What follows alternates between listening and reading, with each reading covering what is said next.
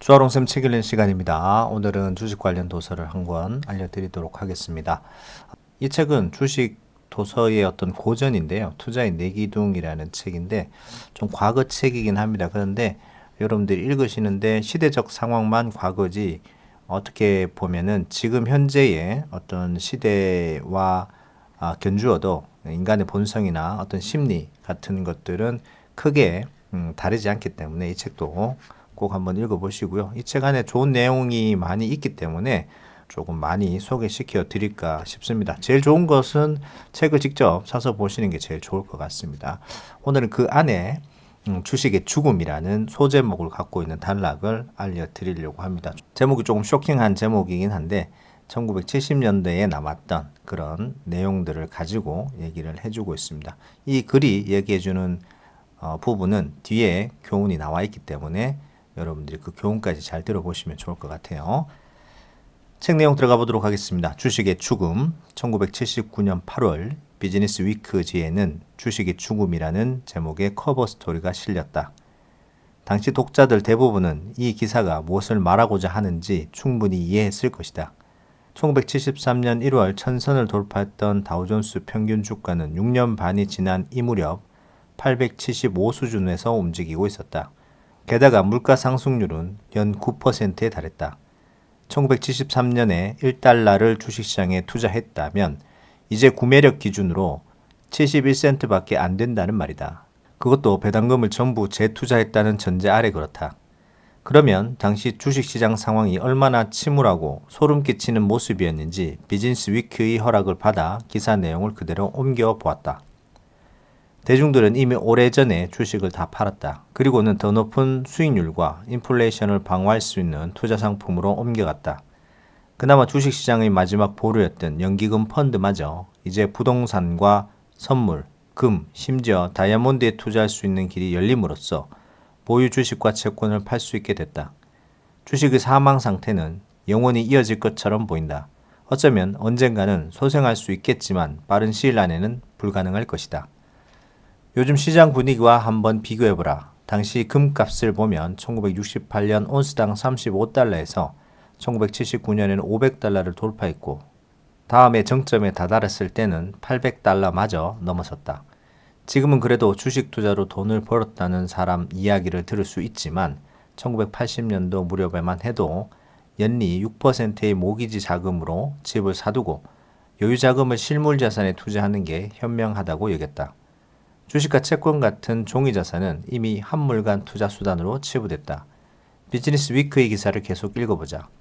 1970년 이후 주식시장을 떠난 개인 투자자들은 700만 명이 넘는다. 이제 주식시장은 대형 기관 투자자들의 영역으로만 남게 됐다.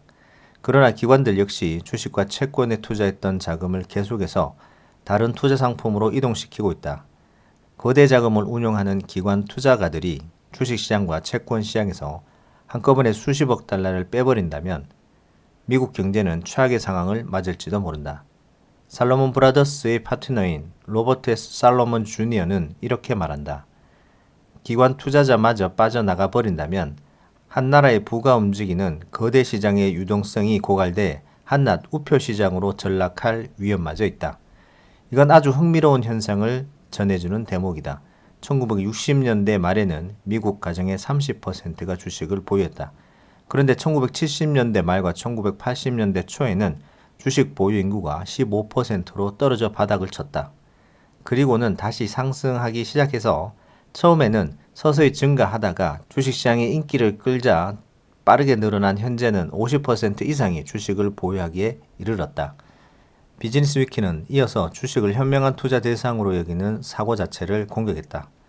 더 큰 문제는 이 같은 주식의 죽음으로 인해 더 이상 주식의 랠리를 바랄 수 없게 됐다는 점이다.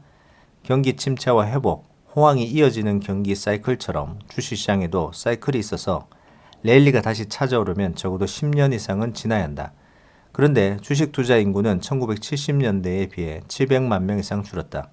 특히 요즘 젊은 투자자들은 주식을 기피한다. 연령 계층별로 보면 1970년에서 75년 사이 단 한 계층을 제외한 모든 연령 계층에서 주식 투자의 숫자가 감소했다. 65세 이상 계층만 증가했다. 65세 미만 계층에서는 주식 투자 인구가 25%나 줄었는데 65세 이상에서는 30%나 증가했다. 나이든 투자자들은 아마도 이 나라 금융시장의 흐름을 이해하지 못하고 있거나 그 변화에 적응하지 못하는 바람에 계속 주식을 들고 있는 것으로 보인다. 이 책을 다 읽은 다음에는 분명히 알겠지만 이런 식의 논리 전개는 전혀 앞뒤가 안 맞는다.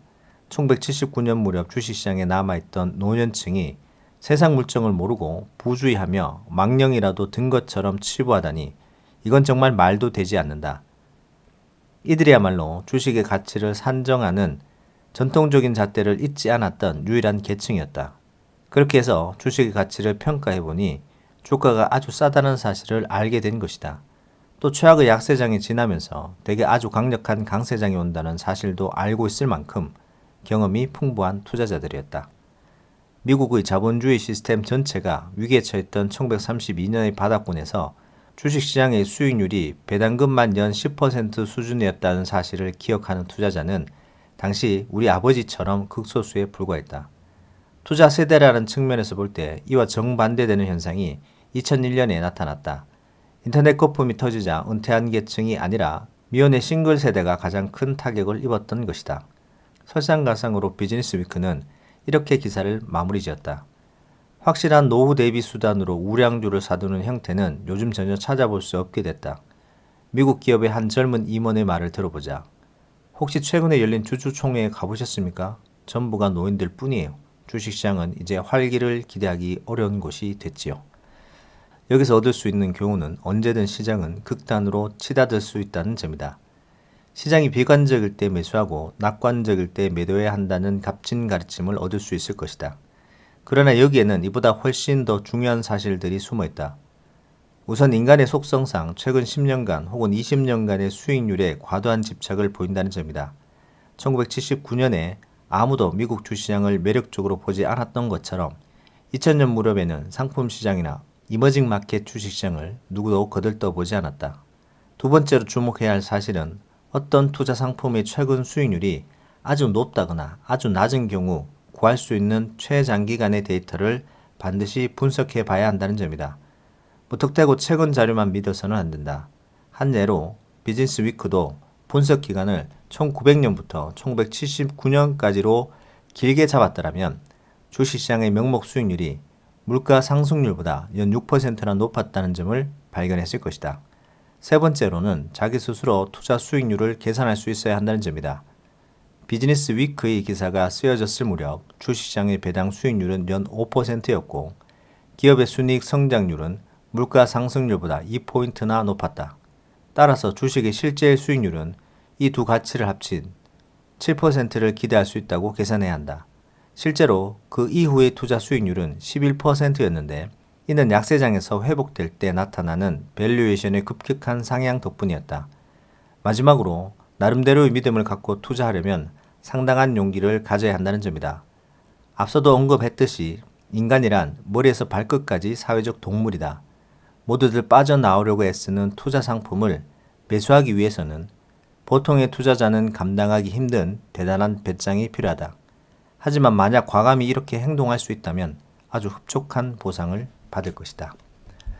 자, 여기까지입니다. 과거 미국의 예를 들어서 얘기를 해주고 있는데 실제 비즈니스 위크라는 기사가 나왔던 것들을 인용을 해주면서 말하고 있습니다. 1973년부터 79년, 80년이 되기 전까지는 계속해서 미국의 다우존스 지수가 1000포인트에서 500 왔다 갔다 하던 박스권 안에서 있었던 그런 구간입니다. 그래서 앞쪽에서 나오지만은 73년도에 천선을 돌파했다가 바로 이제 75년, 76년까지 해가지고 약 800포인트, 600포인트까지 빠집니다. 그래서 굉장히 주식이 좀 암울했던 그 시절을 이제 비즈니스 위크에서 주식의 죽음이라고 얘기를 하면서 많은 사람들이 주식 인구가 줄고 있고 지금 오로지 주식을 하고 있는 사람들은 나이 많은 노쇠한 노인들밖에 없다. 그 사람들은 시대의 흐름을 따라가지 못한다라고 얘기를 하고 그렇게 공격을 했었는데 결국에는 시간이 지남에 따라 2000포인트, 3000포인트 계속해서 상승을 했죠. 그러고 나서 이제 이런 기사가 나오고 주식의 죽음이다. 모든 사람들이 주식에 관심이 없을 때 투자를 해야 된다라는 것을 얘기를 해주고 있고, 그리고 어떤 데이터를 확인할 때는 최근에 있는 몇 년간의 데이터를 확인하는 게 아니고 최장기간, 될 수 있으면 가장 긴 기간의 데이터를 평균적으로 바라볼 수 있어야 된다. 그리고 마지막으로 남들이 팔 때 매수할 수 있으려면 대단한 배짱도 갖고 있어야 된다라고 얘기를 해주고 있죠. 말 그대로 주식의 죽음이다라는 어떤 강력한 부정적인 메시지가 나올 때 투자를 시도를 하라라는 것을 얘기를 해주고 있습니다. 자, 오늘은 여기까지 하고요. 좋은 내용이 많이 들어있는 책이기 때문에 꼭 한번 읽어보시기를 권해드리고, 읽으셨던 분들이라면 다시 한번 재독해 보시기를 권해드립니다. 자, 여기까지 하도록 하겠습니다. 책 내용 도움 되셨다면 구독, 좋아요 부탁드립니다. 감사합니다.